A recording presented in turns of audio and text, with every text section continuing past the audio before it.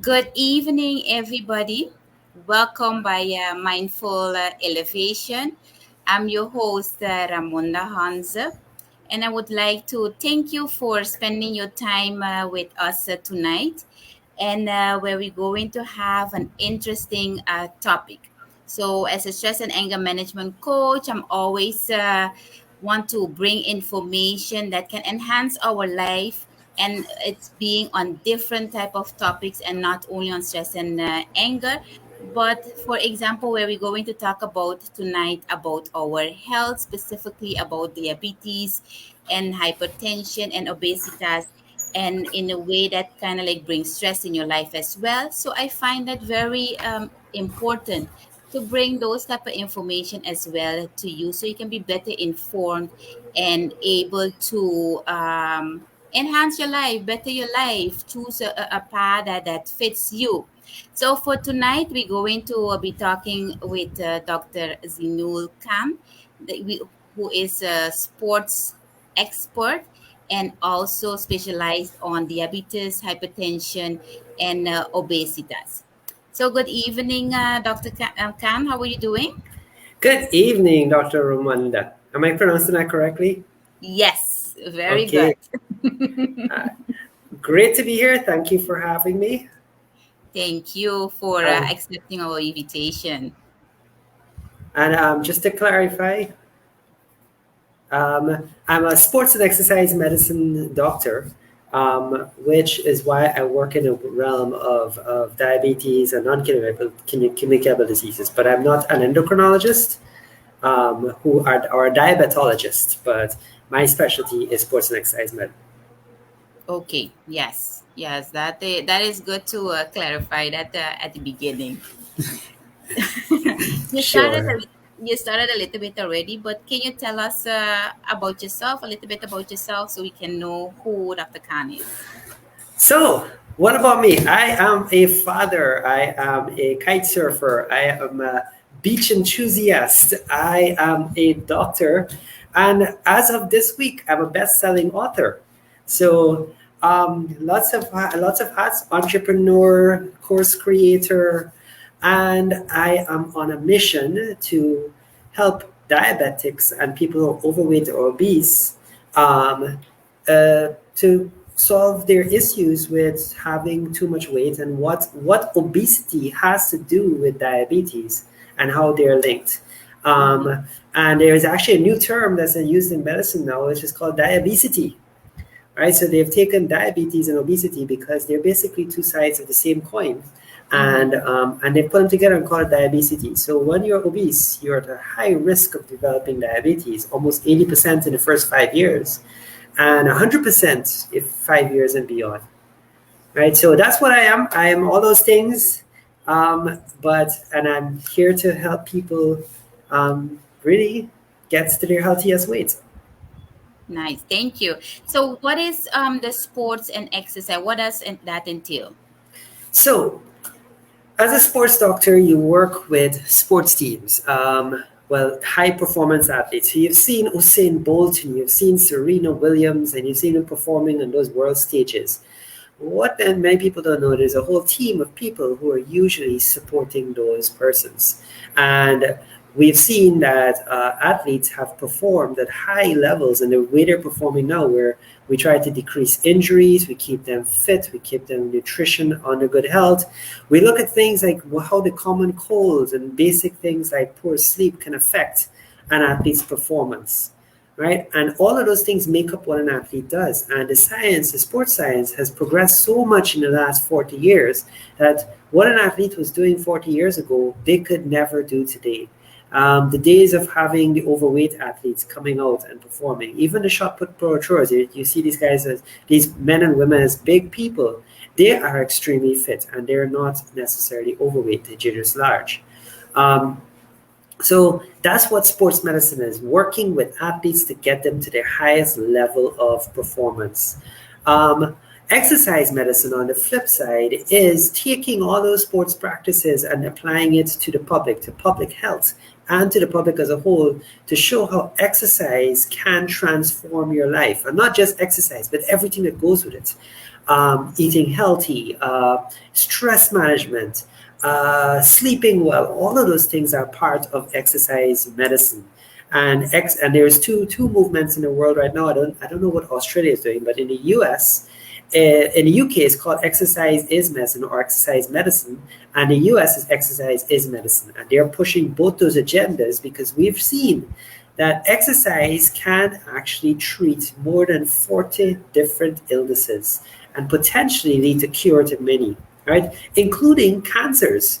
What a lot of people don't know that a lot of your reason for developing like gut cancer and other forms of cancer is actually based on that sedentary behavior, that period of where you're sitting around or lying around all day not doing anything. That we found is as dangerous or more dangerous than smoking is. So imagine if you were a smoker, what health risks you might have. Just lying around, you're putting yourself at the same health risk of developing not just diabetes and hypertension, but heart disease, and we know for a while now cancer, right? So this is where the exercise movement has come in, and it's more than just get up and go for a walk. Yes, it is get up and go for a walk, but it's about movement and getting as much movement into your day as possible. So that's sports and exercise medicine. And my realm is although I love working with athletes, I am taking that sports side and I'm applying it to the general public and using those same principles to convert people's health and to prevent that heart attack. Okay. Okay, that's a whole mouthful. So we're going to kind of like break it down. Sure. So you started talking about the sport sides, as in the sport medicine side, and you mentioned something that you also have nowadays, people that, let's say, they are not thin, but they have a little body, but they're still healthy, and they are still being able to move. So how we can connect that? Because in the Caribbean, we Okay. thinking often that, oh, so that person is looking thick, so most probably that person sitting on the chair the whole day, not doing nothing, not being, and it's not healthy. So we have this term in the Caribbean we call big bones. I'm sure you've heard of it. Now, big Yes. bone is not a correct term. It's like saying baby aspirin. You can't give aspirin to babies because it will kill them, right? Big bone is a misnomer, meaning there's no such thing as big bones. Everybody's bones are the same size. Yes, they grow. Yes, there's bone thickness, but generally, you're not big bones. You're overweight. Now, we use the body mass index or the BMI to tell weight. Now, this is not the most perfect system, and there are no perfect systems. Everybody thinks that medicine has this perfect thing, but there's always going to be some level of error. But the BMI measures your weight against your height, and it gives you a number. And that number is usually where we say for a person who's a normal BMI is between 15 to 24.9 for women and 17 to 24.9 for men. And that's normal. So once you go above 25 or between 25 to 29.9, you are overweight. Once you cross 30, you're considered obese. And obesity has 3 different levels. Morbidly obese is anybody who's above 40. Now, how does that translate? So you see a rugby player, for instance, like an Australian rugby player, and these guys are 330 pounds. He's 6'2", and his BMI is 37 or Mm-hmm. 38. Right? Is he obese? No, because he is solid muscle. He runs a 100-meter sprint in sub 10 seconds. He can do those things, and he moves like a Mack truck to the point that rugby has changed so much that they're not only are these guys fast now, not only are they powerful, but some rugby players say if you get hit by one of these guys, it's like getting hit by a Mack truck traveling at 100 miles per hour. That's how powerful they are. Those BMIs are high, but they're not obese. So that's where the BMI doesn't work. But the majority of the population where the BMI is correct with is when you're a BMI of above 30 and it says so, and you're not a rugby player. You're not crushing it every day with exercising and eating healthy. Another good way to measure this is waist to hip circumference, right? And one of the things I discovered about this is in our Caribbean nation, we have black women, and black women have big bottoms. It's a part of their nature. It's always been there. So they does this waist hip circumference work for them? Now, yes, it does. Why? Because you want for women, you want a waist hip circumference less than 0.8. In other words, the ratio should be less than 1. If it's 1 or greater, then that's a problem, right? So all of those things translates to yes, you're not big boned, you're simply overweight. You're not thick. Now, yes, women have thick legs, and that's where the BMI can get a little skewed. But then we use a waist hip circumference, and if your gut is hanging over your belt, that means you are overweight. And what does that mean? It's not the fat that sits on this under the skin, it's the fat that sits around your organs that's the most dangerous. And that's the fat we can't see, and that's doing the most damage. Right? And that's what working on getting that waist down means.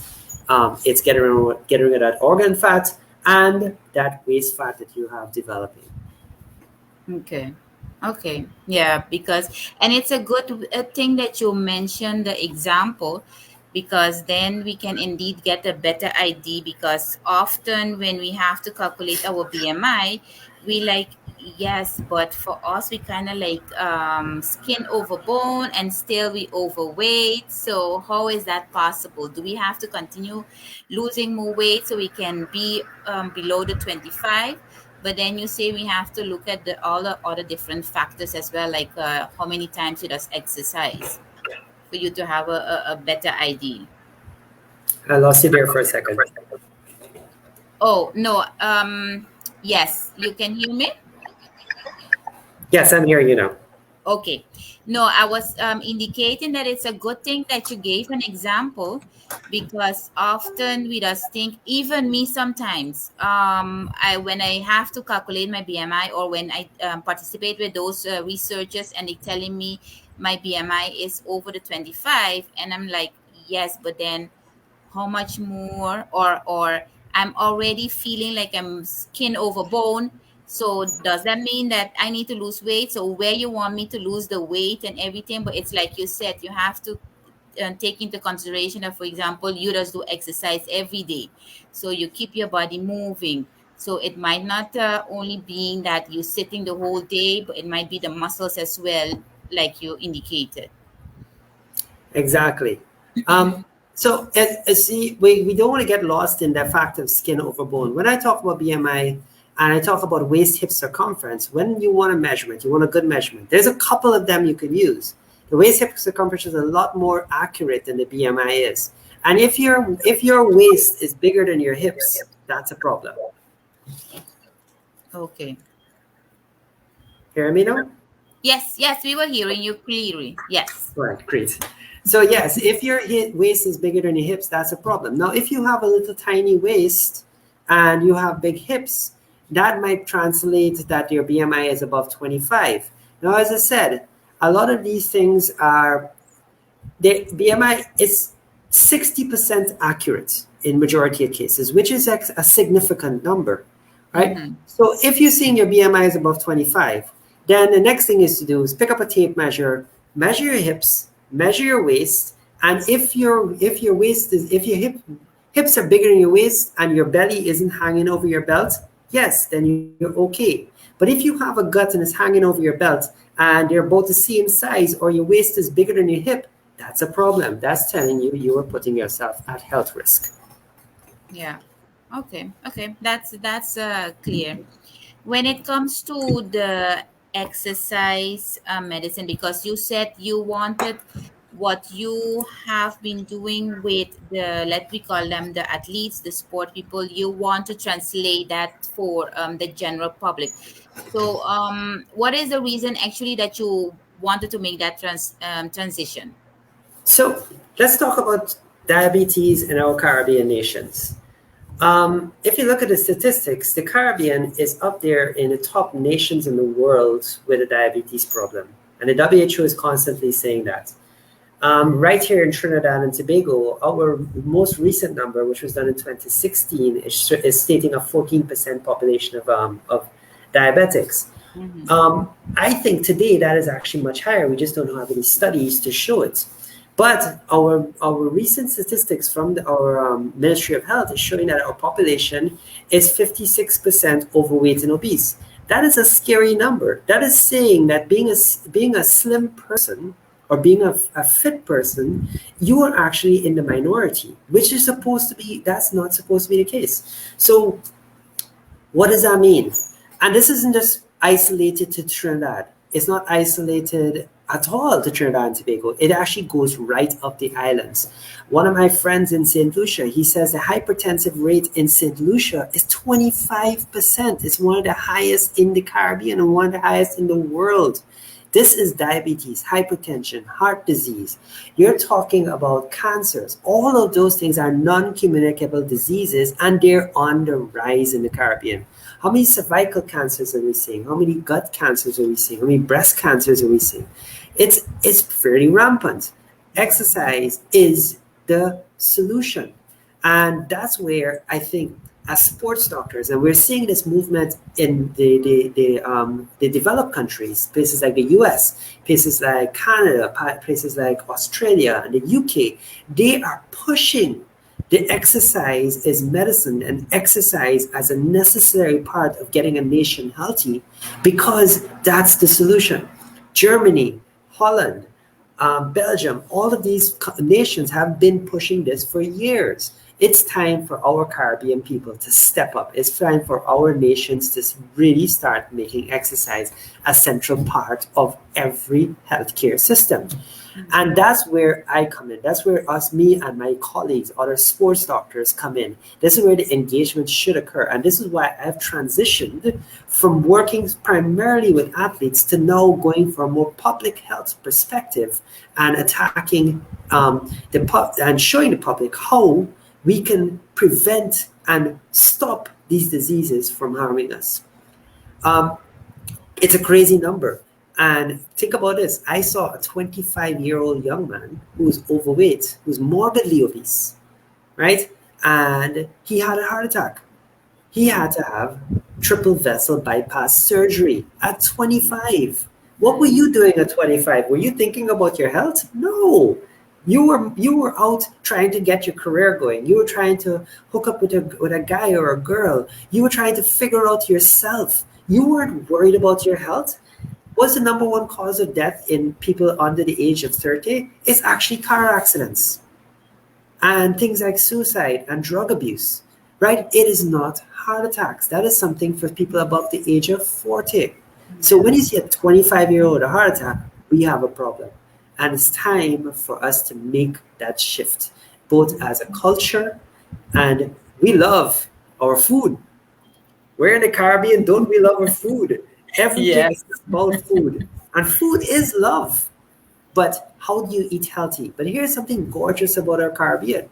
We have so many fruits and vegetables year round. When they're fighting for mangoes in the UK, we have mangoes. When they're fighting to get the cabbage or the lettuce growing and they have to store it up because they have winter, we don't have that problem. We have it here. We have oodles of fruits and vegetables. Mm-hmm. Yeah, correct.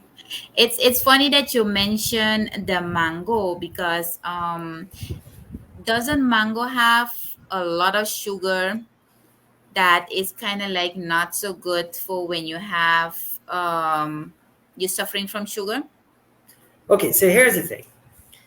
We have to define carbohydrates, not sugars. Sugar, I think, is a constant misunderstanding. Like for instance, I had a story told to me some years ago about a lady in Tobago, it's Trinidad and Tobago, a lady in Tobago who went to her doctor and she told the doctor, I didn't eat any sugar.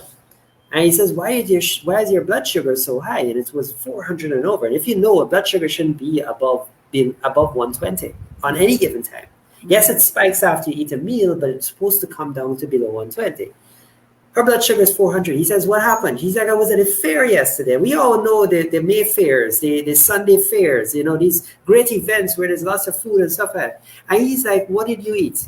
And she goes, I didn't eat any sugar. So I didn't have the sugar cake, or I didn't have the candy, but I didn't eat any sugar. He said, what did you have? He said, I had cake, right? And she had the noodles, and she had a whole bunch of carbohydrate rich meals, but she didn't have any sugar.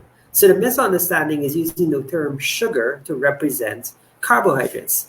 Carbohydrates are two things. They're simple and they're complex, right? Complex carbohydrates are things like cellulose. The fiber you find in fruits and vegetables are complex. We can't break it down. Cows and sheep can break it down. And if we were to chew as much as they do to break down that fiber, right, we would have no teeth, right? Because they grow back their teeth, and they have, like sheep have a pad, so they chew on the pad. We can't do that. So that cellulose comes out in our feces, right? Think about it. When you had corn, do you always say, why is the corn coming back out? Exactly. You can't break down the cellulose in corn. And that's the difference, complex and simple carbohydrates. Flour, rice, potatoes, those have very simple sugars, right? Which is either sucrose, fructose, or galactose. And they're linked together, they form disaccharides, which are also very simple and easy to break down. So we got to understand the sugar. So yes, when you eat a mango, yes, it has sugars in it, but it has very complex. How fibrous is a mango? Do you notice when you put it, you have all this stringy stuff coming off of it? That's the fiber. You can't digest that, right? Yes, you'll get some sugar from mango, but the average serving of sugar in the sweetest mango we have is probably about 20 grams per 100 grams, which is pretty high. Like bananas. Bananas are also high in sugars. But there's tons of fruits out there, like watermelon is extremely low in sugar. It's full of water. Watermelon is hydration, right? So eating fruits and vegetables is a lot of fiber, it's a lot of complex carbohydrates, which doesn't spike your blood sugar, right? Versus eating simple sugars like potatoes or pasta or bread, white bread, or flour-based things. Those are all simple sugars. So when you buy your dasheen and your cassava, and you have your sweet potato. Yes, sweet potato is sweet, but it's good for you. It's better for you than the potato, right? And this is where this gets confusing. The other day I saw an interesting meme where somebody puts a potato and a sweet potato next to each other. And the sweet potato has 7 grams of sugar, and the potato has 2 grams of sugar. What do you take from that? That the sweet potato is worse for you. And at the bottom of the meme, somebody actually commented and said, thank God I saw this, because now I can go buy my bag of potatoes, which is horrible, because now they're going to get a spike in sugars, because potatoes have simple sugars and sweet potatoes have extremely complex sugars. So there's 7 grams of sugar there. Maybe you'll get 2 grams of simple sugars, but the rest of it is fiber. Whereas with the potato, you're getting 2 grams of simple sugars in an entire potato. An entire sweet potato is giving you 7 grams of complex sugars, which means you're getting much less sugar than a potato is. So that's how confusing it is. So we got to really define carbohydrates versus sugars, simple sugars versus complex. That's where we go with that. And that's why I say decreasing carbohydrates is the key to all of these things. Okay, yeah. It's indeed, you have to really pay attention to what all is in the different fruits and vegetables, and how you can kind of like eat them, consume them, for you to get the proper nutrition, and like you said, the sugar and the fiber as well, for you not to be taking too much in, indeed.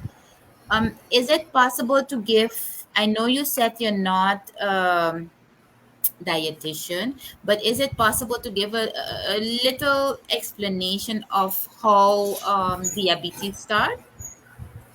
Okay, so diabetes, let's define diabetes itself. There are about 8 different types of diabetes. The two most common ones we know about is type 1 and type 2 diabetes. There's other things like gestational diabetes, which occurs in pregnancy and after pregnancy. There is a type 3 diabetes, which is called diabetes insipidus, but that is actually a diabetes of dehydration or overhydration, right? And then the other types are things like diabetes caused by cancer, which causes endocrine diabetes, or things like pancreatitis, which is inflammation of the pancreas, which can cause diabetes. Now, we don't look at those because there's so few of them that those are very isolated occurrences and they're very rare, right? The type 1 and type 1 is a genetic disorder that occurs in childhood, right? That one is insulin dependent diabetes. What that means is from birth or from a very young age, these children do not produce enough insulin or any insulin to counteract the sugars in their diet, right? And you need insulin to balance your sugars and take care of it and store it up or remove it from your system. Otherwise, you go into something called diabetic ketoacidosis, which means those sugars turn into something like acids and they cause your pH, and your blood needs a certain pH to operate, and they cause it to go up, and that can lead to death, right? That is type 1 diabetes. Type 2 diabetes is called non-insulin dependent diabetes, and they've changed that name simply because it gives a misunderstanding of what it is. It's not that you can't become insulin dependent. You start off with your pancreas starting to fail. It stops producing enough insulin to take care of your blood sugar. Or your cells become resistant to the insulin you're producing and your sugar levels start to spike. Now, type 2 diabetes is a lifestyle disease. You can get it from a family history, true. You can get it, but the primary cause of type 2 diabetes is actually obesity, is being overweight. 80% likelihood is the number one cause of type 2 diabetes. So, yes, you might have a family history, but you can actually decrease your likelihood of developing diabetes, or if you get it from your family, right, you can actually take very good care of it by decreasing the carbohydrates in your diet, right? So diabetes, like obesity, is a lifestyle disease, and that's what diabetes is. So insulin is the factor needed to control sugars, and it's produced by a pancreas, specifically the beta cells in your pancreas. When those cells get overworked, like any cell in your body, guess what? They start to die. They stop producing. Think about going to the gym, and if you keep working out your bicep all the time, what will happen? Your bicep will get tired and it can't lift any more weights.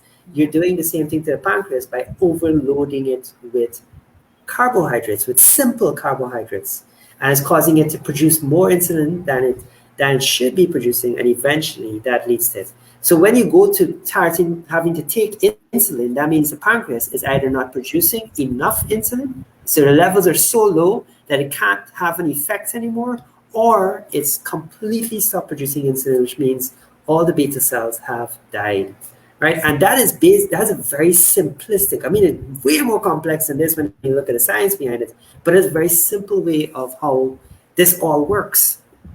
So if from the get-go you start controlling the amount of carbohydrates in your diet, you decrease the amount of work your pancreas has to do, and that leads to your pancreas living and lasting a lot longer, and no need to start taking insulin. In fact, you can lower your medications to practically zero. And I have patients who've done that. I have clients who've stopped their medication because they've learned to control the diabetes with their lifestyle changes. They started exercising. They started eating healthier. One of my patients, he started marathon running and stopped his medication for almost the entire of this year. Right? Nice. We started the beginning of the year, and he hasn't been on medication for the entire year. He is so proud of himself, and he's diabetic, he's hypertensive, and he has a strong history of heart disease in his family. He's trying to prevent that, right? And no, he's taking no medication. Okay. Okay. And then repeat again the about the carbohydrates. So that is like the potatoes, the So, ones with the simple sugars, right?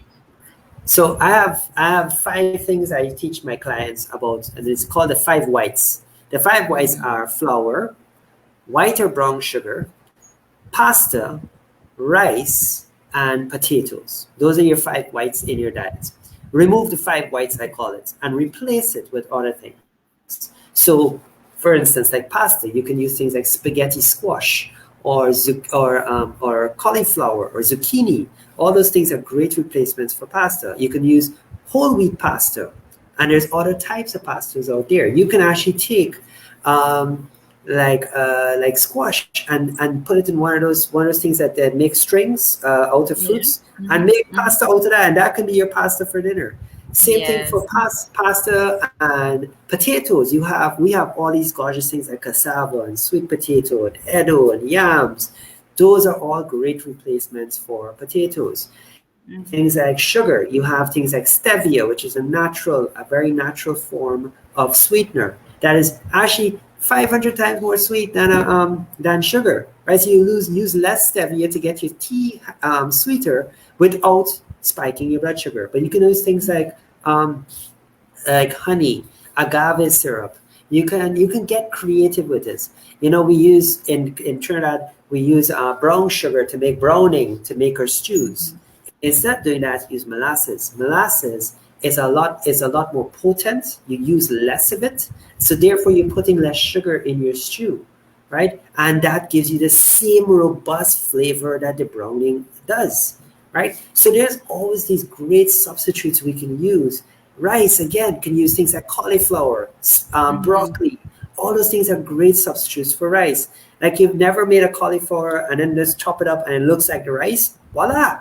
Yeah. You just had a phenomenally healthy meal with 50% less sugars. So here's another Mm-hmm. good piece of advice. Start with one meal every day. Just pick one meal and do it every day the same meal. Pick a meal that has the most carbohydrates in it. And how do you work that out? Take your hand, form it into a cup like this. Let me get my hand in front of the camera, right? And Mm-hmm. that cup is one serving of sugar or one serving of carbohydrates. Figure out what the carbohydrates are and find out how many servings are you having per day. And then take one meal and replace half those carbohydrates with fruits and vegetables. Any one Yeah. of your choice. Have fun with it. Go out Mm-hmm. there, see them, bring them home, and put them into your meals. And that decreases your carbohydrates by 50% already in one meal. And you do that every week and you do it for another meal and another meal. Within 3 weeks, suddenly you're eating 50% less carbohydrates in every meal. Mm-hmm. As Okay. easy as that. Yeah. Mm-hmm. Because I know that some people are saying, but yes, I reduced that already. I'm not eating the rice, the potato, the spaghetti. I'm only eating meat and veggie, but I still using medicine. So and then they might do exercise or they might not do exercise. So how can you kind of like calculate kind of thing, for example, how many exercise or what type of exercise you have to do, or what exactly besides the trying to look at your meal you can do to lower the intake of the medicine that you're taking? So now diabetes is a complex disease to manage, and we all have complex lives. So it adds even more complexity to our lives. And that's what challenges a lot of diabetics, how to balance everything. So my deal with exercise is simply this. Here's the exercise prescription. And I write this down for all my patients as a prescription. I even sign it and stamp it and say, here, this is you're going to take this home and put it on your fridge, and this is what you're going to do every day. Yeah.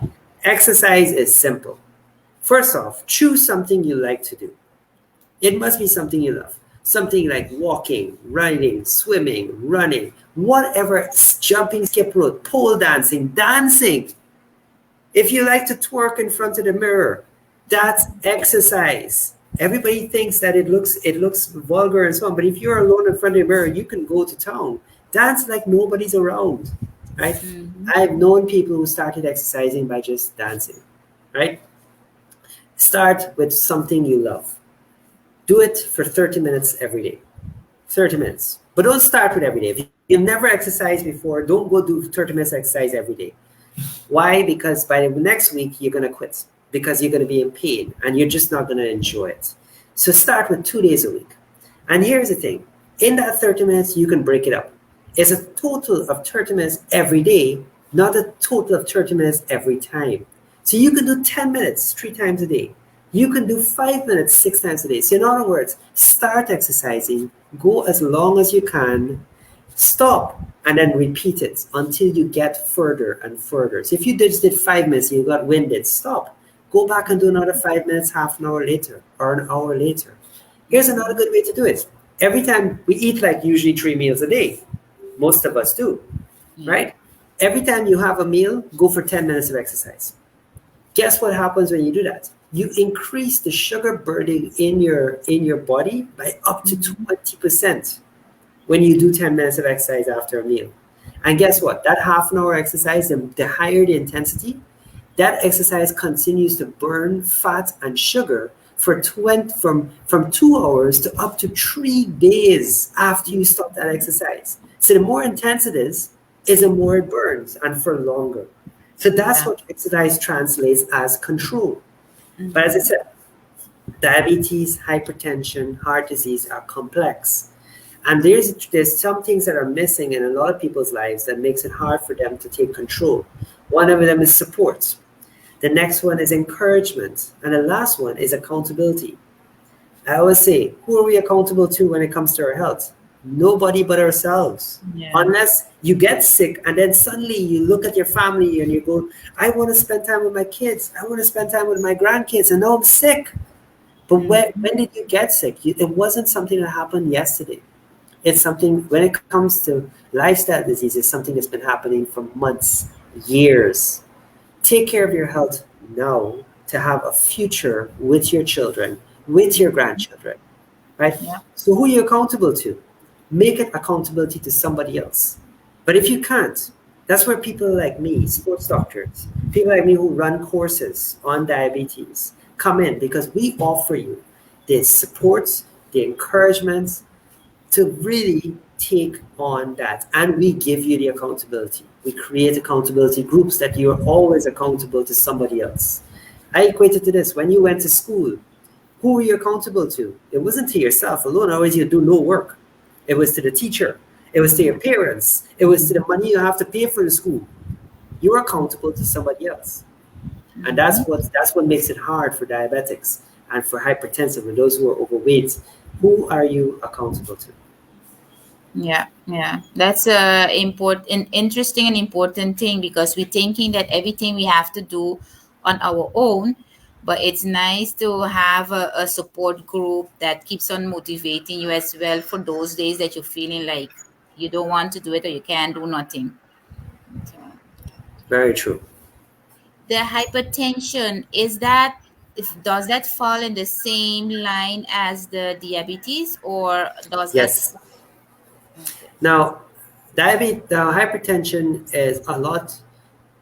Many people can't stop their medication with hypertension simply because of the way it is. So, hypertension, again, like diabetes, has a family background, and it's also race based. Same thing with diabetes. More Indian people or Asian people are more likely to develop diabetes than blacks are, and blacks are more likely to develop hypertension than Indians are. But with the lifestyles we're living nowadays, those things are starting to become even, right? So race, family history all lead to hypertension. There are other things that cause it, Mhm. but primarily salt is a big issue with hypertension. And there was a study done in China, I think it was last year, where they studied more than 5,000 people, and they found whether you're hypertensive or not, decreasing the salt in your diet decreases your risk of heart disease, right? And what I mean by salt, I'm talking about sodium salt specifically, not potassium or any others, right? So sodium chloride, anything with sodium is MSG, monosodium disaccharide. We use it to cook Chinese food, right? That is sodium, that is salt that will spike your blood sugar, your blood pressure. So salt is a big part of reduction for. And again, how do you do that? More fruits and vegetables. Fruits and vegetables don't have that sodium in it. They're natural, right? Mhm. So, and less eating out, less eating at restaurants and all these places, because most chefs cook with salt. It's what gives food flavor. And you'll notice when you start to decrease your salt in your diet, you recognize how much salt is in food the minute you taste it. And you can actually feel it. You're like, oh my gosh, this is pretty salty. Why? Because you're eating less salt. You have these wonderful mechanisms in your mouth that are a protection against high sugar and high salt that we've been suppressing with the diets we have today for a very long time. So we never recognize that these things are harming us, and our mouths are made to do that. How did the cavemen, how did the people who lived in the ancient times, how did they survive? They couldn't test foods with chemistry. They had to taste it and see if it was poisonous. And Mm-hmm. that taste, and that's what their mouths did. It's a nice way of protection, but we've suppressed it for too long. Okay, okay. And then for the hypertension, okay, you did say it's a complex thing, but then how can you kind of like diminish it a little bit, or the same as with the other one, the medicine, Sure. lessen the medicine? So first one is decrease salt. That by decreasing the salt in your diet, you can drop your blood pressure by 10 to 20%. Right? Exercise. If you're exercising every day, you can actually bring down your blood pressure by another 10 to 20%. Medications have been shown only to decrease blood pressure by as much as probably 5%. So that's why the more, and hypertension is also graded into stages. So there's a grade 1, 2, and 3 hypertension. And it's based on the blood pressure. And once you pass 180 as a systolic pressure, you have systolic and diastolic. Once you go above 180, and the normal is no higher than 140. And a few years ago, there's a big debate that probably number should be lower, like 130. But Mm-hmm. once you above 140, you're hypertensive. Once you get up to 180, you're now grade 2 hypertension. You're grade 3 when you're above 200. Once you pass 180, usually one medication doesn't work anymore. You have to take 2 or 3, right? But other things you have to do: decrease the salt, that decreases it. Increase your exercise, that lowers your blood pressure, and that helps you to take less medication because now your pressure is being treated by natural methods. Mm-hmm. Right? So now you're taking 3 medications, and 1 or 2 of them are low salt and exercise. Doesn't that make more sense than taking 3 medications? And all medications have side effects. Water has side effects. If you drink too much water, you can get diabetes insipidus. Why? You cause all the sodium in your body to go out and you swell up. And Okay. so everything has side effects. It's not to say they don't, but Mm-hmm. medications are known for them very big groups of side effects, Mm-hmm. right? But exercise, how much side effects does that cause you? Eating healthier, how many side effects does that cause you? They're all natural. Yeah. So imagine taking one medication, using exercise and diet, and all of a sudden you go into your doctor and he goes, "Wow, you're doing amazingly." Yeah. Mm-hmm. Okay. Okay, that sounds really interesting. But it isn't something that when you're doing your regular exercises and the proper eating that you can say that you're cured from hypertension. Once you have it, it will be something for the rest of your life. Right. So let's define the term cure. Now, when you have cancer, they say you go into remission when you take all the chemo and you get rid of the cancer. It's not that the cancer is completely gone. There's still micro cancer floating around in your body, right? So you can have that reactivation of the cancer, and Mm-hmm. that's why they say you go into remission versus you are cured. Same thing with diabetes and hypertension. Once you have it, you can't really cure it. And I like to use the word cure for it because when you get rid of the common cold, it's gone. You're cured, Mm-hmm. Yeah. right? But but with diabetes, why we don't want to use the word cure is because that conveys this sense of safety.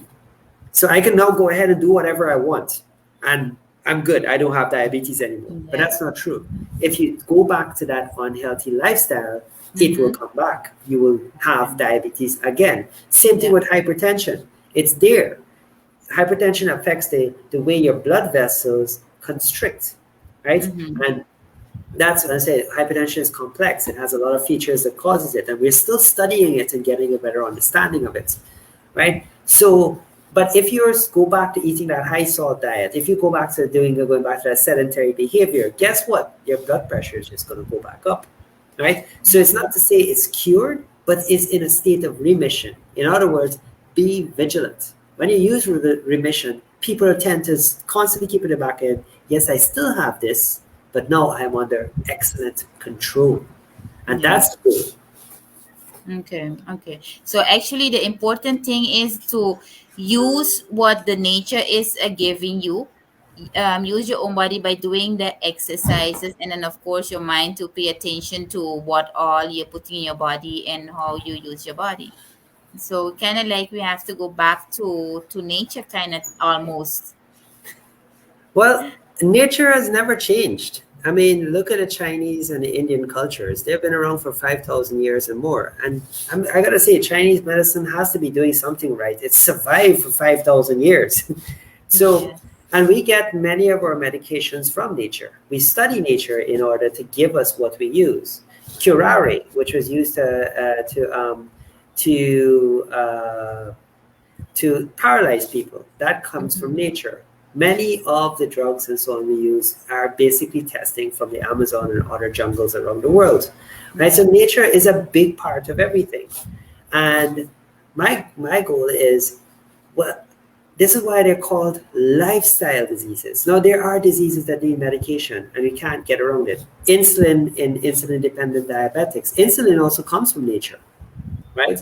That's where it was eventually, that was where it was discovered and then refined.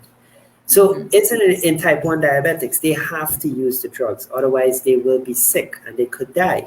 So they Mhm. can't get around that. So you can't use nature for that because they don't have the ability to produce insulin.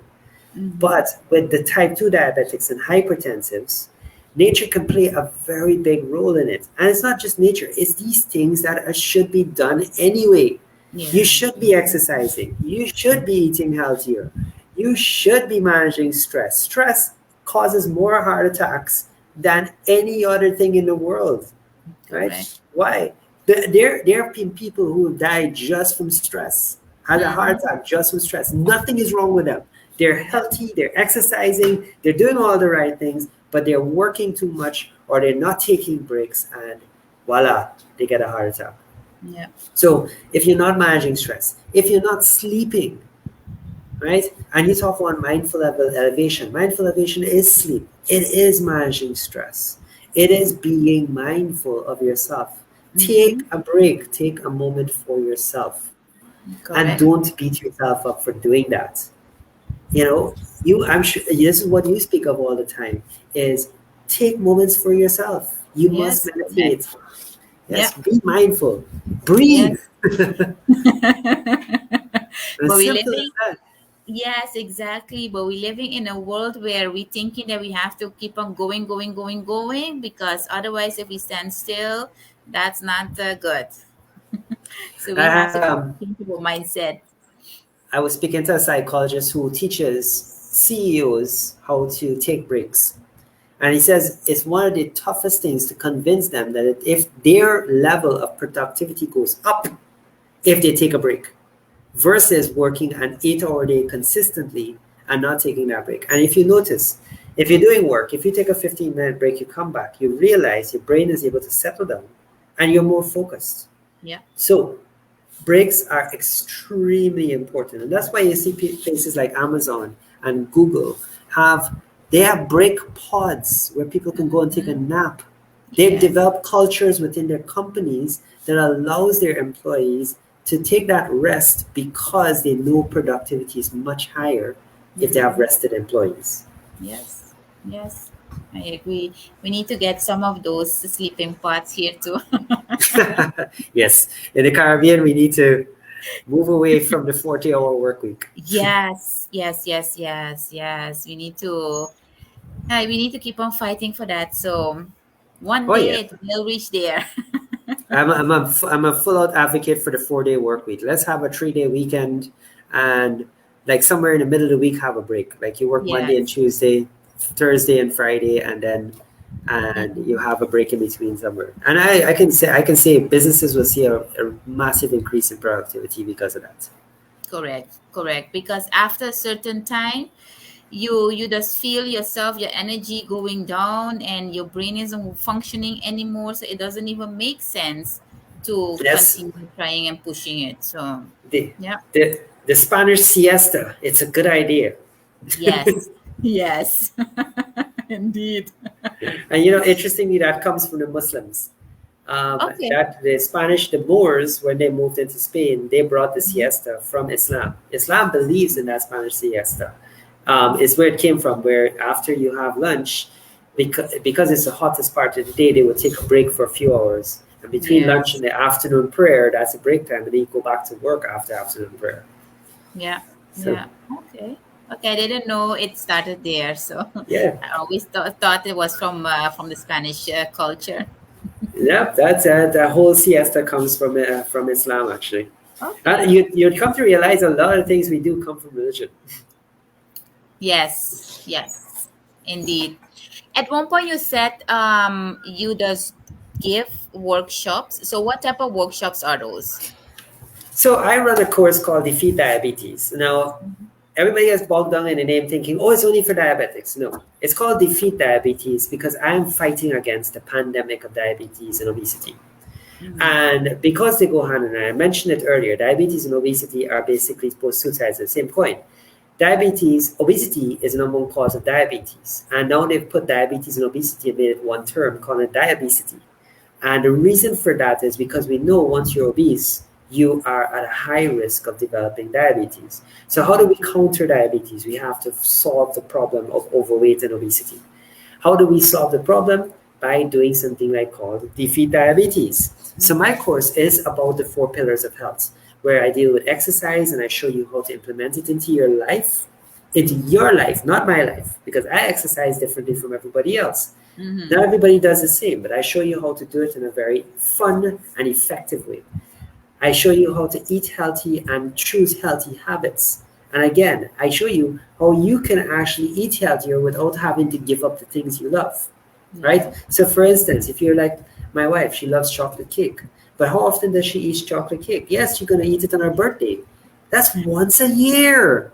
Why Yeah. can't she have chocolate cake on her birthday when the rest of the year she's doing so well? So I go by the 80-20 rule. If 80% of the time you're doing very well, then 20% of the time it's okay. You can go on vacation and enjoy that extra ice cream. You can have the cake on your birthday. Just don't make it an everyday thing. You don't have to eat the whole chocolate cake on your birthday. Eat a nice size slice, and that's okay, right? Mhm. If you're doing all the right things, you'll be on the right track, right? And the other two things I think is I teach you stress management, how to really incorporate stress management into your daily routines. And the last thing I show you, by doing all of that, I increase brain health, right? And that leads to you now being able to concentrate better, able to focus more, remember more, and what else? Sleep better. Because once your brain is healthy, you sleep amazingly well, Yeah. right? And that's what your brain needs. It needs those omega fatty acids in order to function correctly. And that's all of those I do in 6 weeks in my course. And I always say, I take you from zero, wherever you are in life, to all of these healthy habits in 6 weeks. And I show you how to make that mindset change. And you constantly do it, and you never feel it ever again. Yeah. Okay. That's interesting.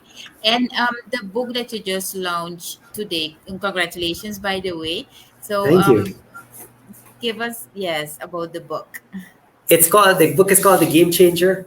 Um, it's not just me alone publishing it. Several other authors, but we all wrote our stories of things we've done to things that really changed our lives, and made us where and brought us where we are. So my story, I speak about my physician burnout. My years working in the emergency department and how I literally checked out from work.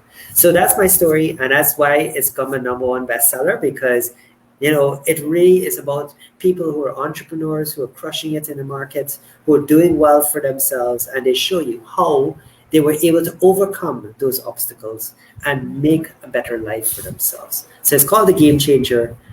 Check it out on Kindle. It's $1 US, so very cheap. And it's a great read. It's a great read. Some wonderful stories in there. Okay. And definitely going to check it out. It's Game Okay. Changer 6. There's other 5 other versions before it. So this book is regularly talking about, and all of them are amazing books. Okay. Okay. So this is number 6, you said. Yes. So it's a Okay. series. Ah, okay. Okay. Okay, okay, that sounds interesting. Well, Dr. Khan, we received a lot of information, and I can imagine, because even me, with when it comes to the blood pressure, hypertension, I really need to pay attention to understand where it's coming from.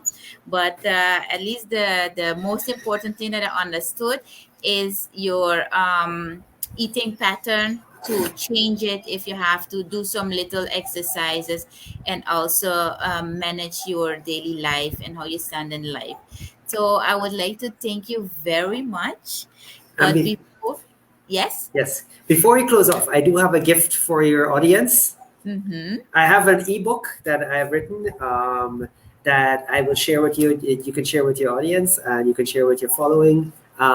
Download it. It has all the features. Everything I spoke of to here is written into the book and gives you really how to take control of your being overweight or obese by trying these different things. Okay, great, great. Thank you very much.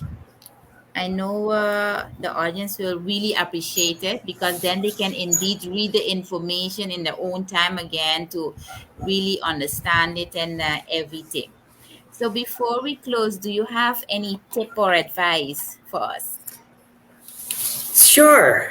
I always end off with with something mindful, right? To close it off and close the loop. So tomorrow, when you leave your house and wherever you are, going to work, going to school, doesn't matter. I want you to pick two random people, any two persons. It could be the guy begging on the side of the street. It could be the transportation service, whatever. Just pick two random people. It could be your mom, right? And I want you to wish them happiness, right? No, it's like sending prayers. When you send prayers to family away, they don't know you send a prayer. Same thing with happiness. It's something that's in your head. But send the happiness and say, I want that person to be happy, right? And just feel how it makes you feel, right? And honestly, this works. What happens when you send happiness? Happiness blossoms in your heart. Right? Yes. Think about the person you gave the $5 to or the $10 to, right? When you go by the grocery store, they're begging. Does anybody know you did that? No. But suddenly you feel amazing for it. And you don't have to share it with anyone. So happiness is free. It's Mhm. easy to give away. But guess what? When you give happiness, you Yes. get happiness back, Yeah. right? They had one lady who, when I learned this from one of my mentors, he says he had one lady who she came to him next day. He says, and she's, this has been the most amazing day of my work. She says, I hated going to work. I didn't like my coworkers, but I wish them happiness today. And for the first time in 10 years, I enjoyed my job. Yeah. Send happiness to the world. Yes. Thank you so much. And viewers, I hope you enjoy this hour with us as well, and that you got a lot of information and a lot of useful information. And Dr. Khan, thank you so much. And also for that last thing about the happiness, I appreciate it very much. You're very welcome. And thank you for having me. This has been absolutely amazing. Thank you. Thank you. So, everybody, have a good evening and a good day. And then we will see each other the next time by Mindful Elevation. Awesome. Thank Bye. you. Bye, everyone.